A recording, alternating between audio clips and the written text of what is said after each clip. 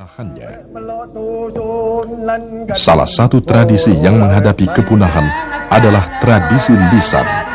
Kenyataan bahwa tradisi-tradisi lisan diteruskan kepada generasi berikutnya secara lisan menunjukkan bahwa hampir tidak ada pendokumentasian terhadapnya. Sebagai upaya untuk melestarikan warisan budaya yang tidak ternilai ini, pada bulan Desember tahun 1993, Yayasan Lontar menyelenggarakan Festival Lisan pertama, sebuah peragaan 11 tradisi lisan yang terdapat di kawasan Nusantara.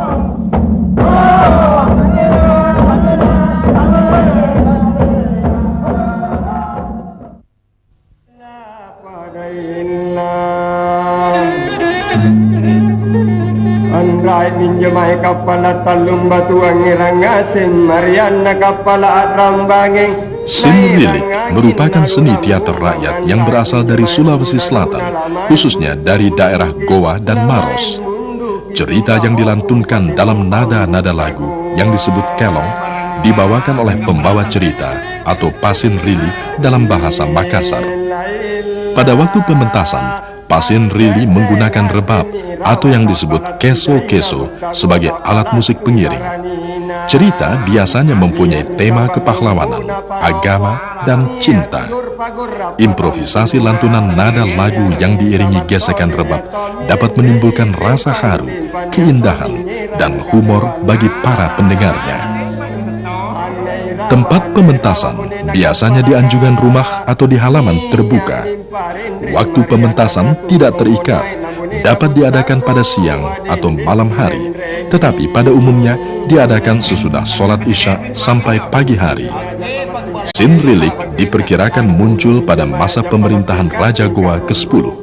Pada waktu itu, kesenian ini hanya dipertunjukkan apabila raja ingin mendengarkan cerita-cerita.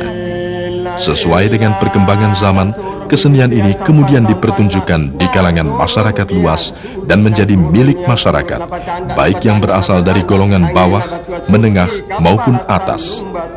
Dewasa ini kesenian Sinrilik jarang dipentaskan dan boleh dikatakan hampir punah.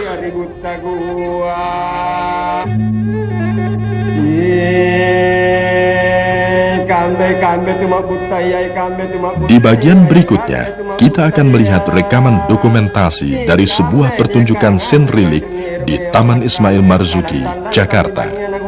Assalamualaikum warahmatullahi wabarakatuh.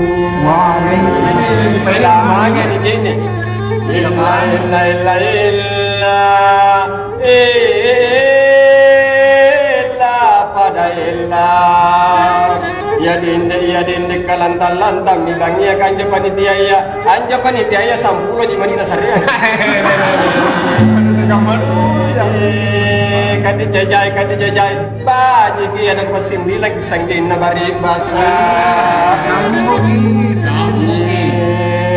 Lantang bilangnya mata tak duduk palungan mana kuto. Kamu begini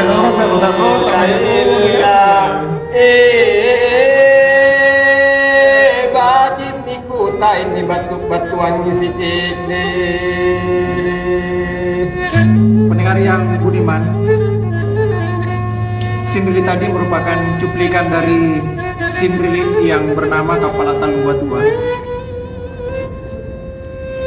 Simrilik tadi menggambarkan pertempuran atau peperangan antara Raja Goa dengan Andi Patundru dan Petabelo, putranya sendiri yang mendapat bantuan dari pasukan Belanda. Awal mula munculnya keributan yang meningkat menjadi perang yang berkepanjangan itu ialah karena munculnya Tumalumpuan seperti tadi ke timur untuk menggempur tanah Goa, untuk menghantam Barongon dan untuk meruntuhkan benteng sebagai pusat kerajaan Goa pada waktu itu. Peristiwa awal yang memulai kejadian yang sangat dahsyat itu bermula dari ramalan Boto Lempangan bahwa akan muncul seseorang yang akan meruntuhkan kerajaan Goa, dan orang itu berasal dari lingkungan kerajaan Goa sendiri. Sesudah pembicaraan Boto Lempangan dengan Tun Sombaya atau Raja Goa, maka keluarlah perintah raja bahwa semua wanita yang hamil harus dibunuh, semua bayi laki-laki juga harus dibunuh. Namun dalam suatu permainan raga, Andi Patundru dan Pettabelo dikejar dari istana karena menurut ramalan Buto Lempangan, orang itulah yang akan meruntuhkan kerajaan Goa nanti. Inilah yang menyebabkan perjalanan panjang Andi Patundru dan Pettabelo menyusuri Pangkajene, Labakan, Bira, Butung, Bira, Sumbawa, Bali, Buleleng, Solo, negeri Belanda, kemudian akhirnya kembali ke Batavia. Perjalanan tersebut selain menghindari pengejaran, juga bertujuan meminta bantuan kepada kerajaan-kerajaan yang disinggahinya untuk menyerang kerajaan Goa agar mereka dapat kembali ke tanah tumpah darahnya. Dengan bantuan Belanda, Andi Patundru dan Pettabelo dan pasukannya mengadakan serangan terhadap Goa.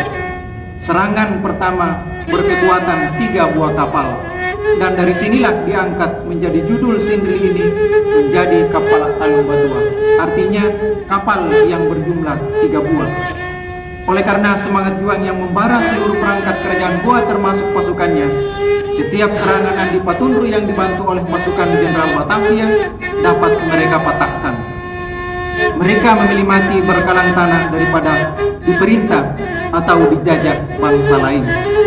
Bagi mereka, mati mempertahankan kerajaan atau negara adalah mati terhormat. Siri atau kehormatan perlu ditegakkan sampai kepada titik darah yang terakhir. Demikianlah, karena serangan bertubi-tubi dan silih berganti datangnya, akhirnya Goa takluk juga setelah peperangan itu berlangsung selama 7 tahun, dari tahun 1659 sampai dengan 1666. Akhirnya diadakanlah perjanjian antara Belanda dengan kerajaan Goa.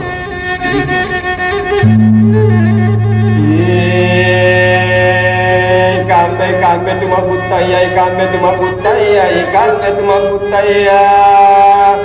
Kame nya kanga singan nir me pelakana kalantalan tapi bangnya nagukana. Assalamualaikum warahmatullahi wabarakatuh. Waalaikumsalam.